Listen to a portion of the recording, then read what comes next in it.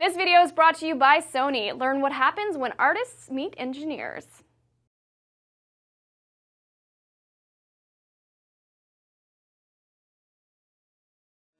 Hey everybody, Jim and our new comics editor, Joshua Yale, here to talk about some comic book movie stuff today.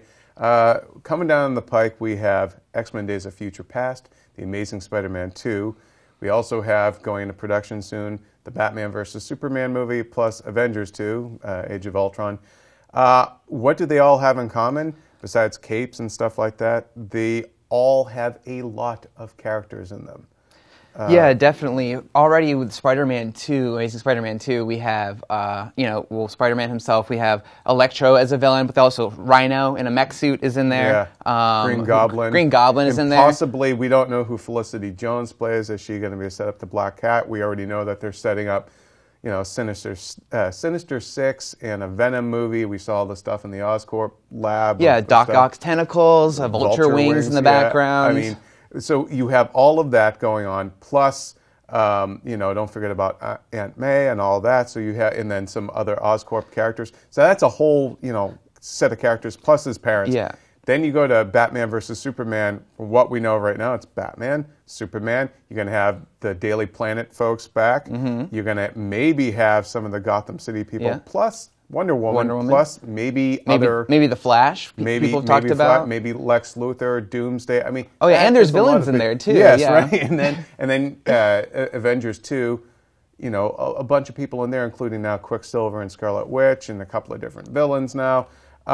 What's the point I guess I'm getting to is, are these movies all way too overstuffed with characters? Just on a conceptual level, that's a lot of stuff. Not everyone's going to get screen time. Are you concerned about these movies? Are they overstuffed? Yeah, well, what fans, I think, want to see, they always want to see their favorite comic book heroes or villains in the movies, and that's why they're putting so many in there. But what fans hate is when they get done wrong. An instance of it being done wrong was probably X-Men 3, way too much stuffed in there. Yeah. Psylocke was in there for just a second, but you wouldn't even have known. You blinked and you missed her. But, even right before that was X2, where that had so many characters, way too many characters, even just the poster, they couldn't fit everybody on there. But that movie was so good. Yeah, and they were able to find that balance, and it kind of reminds me in a way of like Star Trek movies where at a certain point you've got your big three, everybody else is just the crew, and they'll maybe get a moment or two, but it's not their story.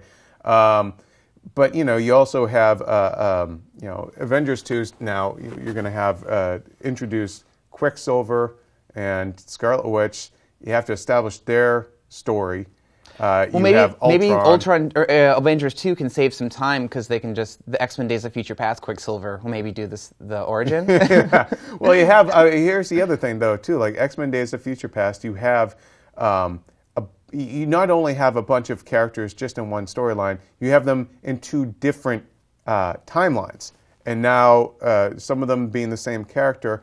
Do we think that Days of Future Past, they've already had a cut in a Paquin Rogue.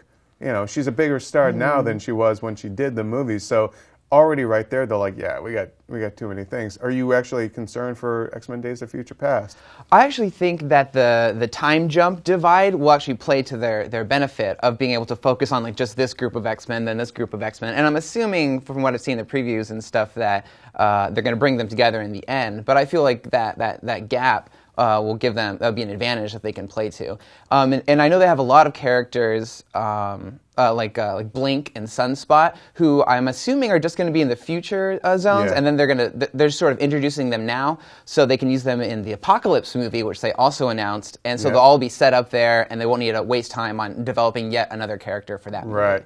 Now, I guess the one that people, or maybe from what I've gathered from comments and everything, from chatting with folks about Batman versus Superman maybe being the one that they feel like has the most potential to be an X-Men Last Stand or Spider-Man 3, where it's going to be too many people, too many things kind of shoehorned in there. Thoughts on that so far with what is supposed to be a Man of Steel sequel, now getting all these other DC characters thrown in. Too many? Yeah, it definitely seems like a lot at first, but if we don't see them now, like when will we see them? Marvel had this very very basic but very effective plan of just one Avenger at a time, then putting them together in the movie. DC's playing catch up, so they really do need to see if they can manage that juggling act of fitting in all these new characters. I mean, do you think that's going to work? With especially with them just being supporting roles like with Wonder Woman. I feel like you've already established this whole new rebooted Superman universe. We're just getting to know this guy, and now you're throwing in all these other people. Now we're going to spend 2 hours trying to get to know them. Are we going to stay invested in Superman? And I don't know. I mean, I think I'm curious to see how it's going to play out. I can't wait to see Batman and Superman together on screen. I wanted to see a Batman-Superman movie.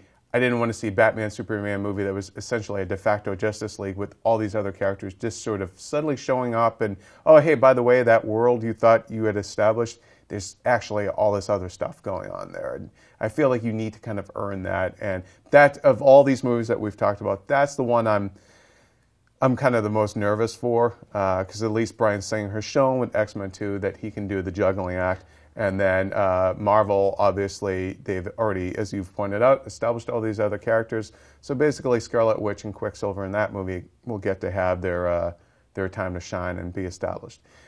Well, we're going to have a lot more to be talking about these superhero movies coming up, especially with Amazing Spider-Man 2 hitting theaters this May. Keep it locked here to IGN for more.